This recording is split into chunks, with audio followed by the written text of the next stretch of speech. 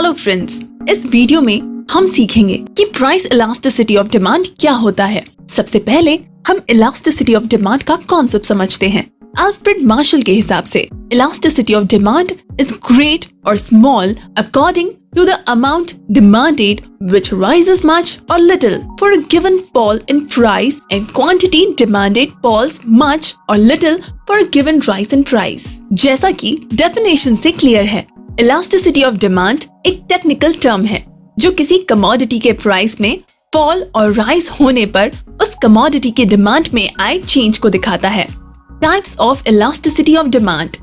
Elasticity of demand 3 types की होती है: income elasticity, cross elasticity, price elasticity.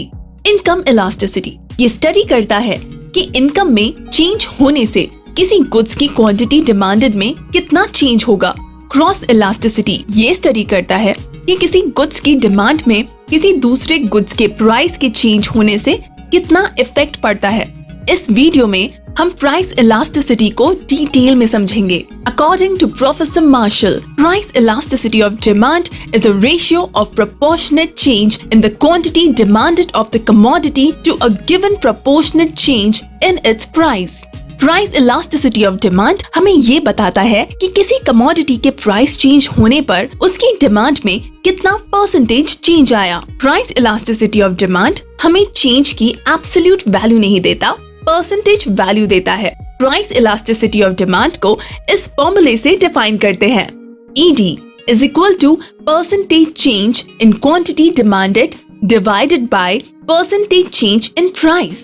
Symbolically, ED is equal to percentage delta Q divided by percentage delta P, or ED is equal to delta Q by Q. This complete is divided by delta P by P. So ED is equal to delta Q by Q into P by delta P. यहाँ Q represents original quantity demanded. Delta Q is equal to difference between the new quantity and original quantity demanded. P is equal to original price. Delta P is equal to difference between the new price and the original price. चलिए पहले देखते हैं कि price elasticity कितने types की होती है। Number 1, perfectly elastic demand. जब एक स्लाइड और जीरो चेंज इन प्राइस किसी कमोडिटी की क्वांटिटी डिमांडेड में इनफिनाइट चेंज ले आता है तो इसे परफेक्टली इलास्टिक डिमांड कहते हैं। ये ओनली थ्योरेटिकल कॉन्सेप्ट है, प्रैक्टिकल ये चेंज देखने को नहीं मिलता है। फॉर एग्जाम्पल, किसी कमोडिटी के प्राइस में अगर 10% फॉल हो जाए तो उसकी क्वांटिटी डिमांडेड इनफिनाइट हो जाएगी। यहाँ पर ED is equal to percentage change in quantity demanded upon percentage change in price will be infinity. चलिए अब perfectly elastic demand को कर्व से समझते हैं। ये है X axis और ये है Y axis. Y axis represent price और X axis represent quantity demanded.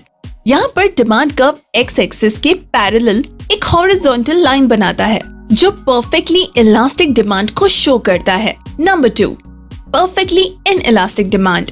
जब किसी कमोडिटी के प्राइस में कुछ परसेंटेज चेंज होने पर भी उसकी क्वांटिटी डिमांडेड में कोई चेंज नहीं आता तो ये इक्वेशन परफेक्टली इनइलास्टिक डिमांड कहलाती है। फॉर एग्जाम्पल, इस सिचुएशन में किसी कमोडिटी के प्राइस में 20% फॉल भी हो जाए तो उसकी क्वांटिटी डिमांडेड में कोई चेंज नहीं आएगा, जैसे सॉल्ट एंड मिल्क एक्सेट्रा। चलिए ED कैलकुलेट करते हैं। ED is equal to percentage delta Q upon percentage delta P. So ED will be 0 upon 20 is equal to 0. That means ED is equal to 0. चलिए अब perfectly inelastic demand को curve से समझते हैं। ये है X axis और ये है Y axis.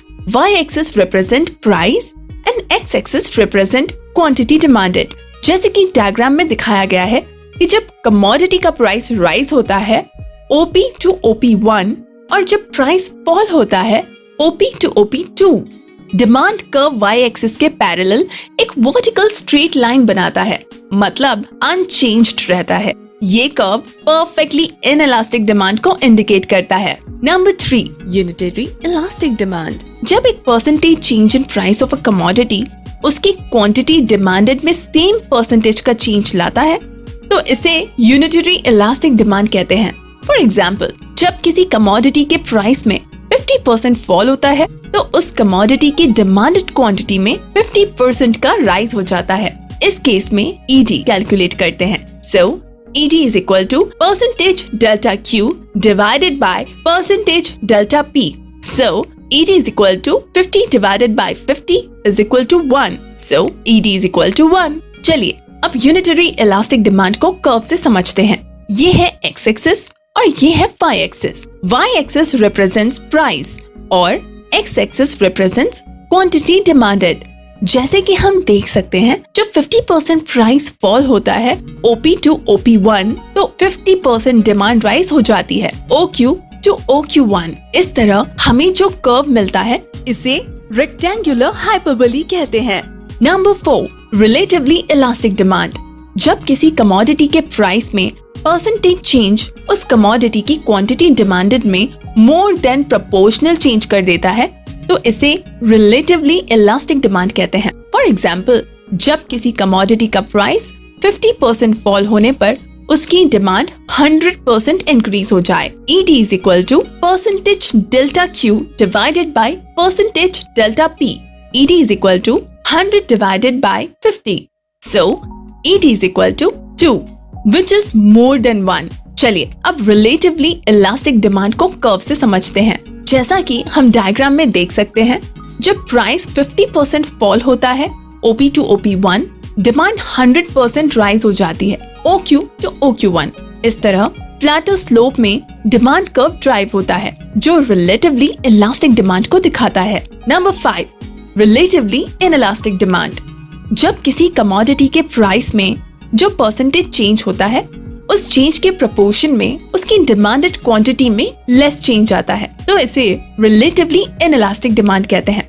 फॉर एग्जाम्पल, किसी कमोडिटी के प्राइस में 50% फॉल होने पर भी उसकी क्वांटिटी डिमांडेड में ओनली 25% राइज हो तो इसे रिलेटिवली इनइलास्टिक डिमांड बोला जाएगा। ED is equal to percentage delta Q divided by percentage delta P. ED is equal to 25 divided by 50.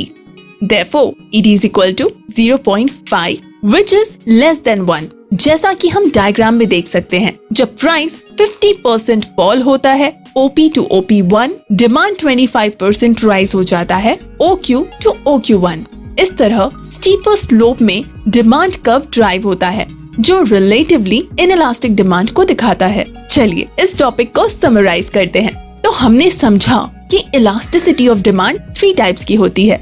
Number 1, income elasticity. Number 2, cross elasticity. Number 3, price elasticity. और इस video में हमने price elasticity को समझा। Price elasticity of demand ये define करती है कि किसी कमोडिटी के प्राइस में चेंज होने पर उसकी डिमांडेड क्वांटिटी में किस परसेंटेज में चेंज आता है, जिसे हमने इस इक्वेशन से समझा। ED is equal to percentage change in quantity demanded divided by percentage change in price. Symbolically, ED is equal to percentage delta Q divided by percentage delta P. फिर हमने प्राइस इलास्टिसिटी के 5 types को graph से समझा। Number 1, perfectly elastic demand. Number 2, perfectly inelastic demand. Number 3, unitary elastic demand. Number 4, relatively elastic demand. Number 5, relatively inelastic demand. इस video के content का reference हमने रिलायबल पब्लिकेशन की बुक से लिया है। अगर आपको ये बुक परचेस करनी है तो इसका लिंक आपको डिस्क्रिप्शन में मिल जाएगा। सो आई होप आपको हमारा वीडियो यूजफुल और नॉलेजेबल लगा होगा। इसी तरह की और इंटरेस्टिंग और यूजफुल वीडियोस देखने के लिए हमारे चैनल को सब्सक्राइब करें।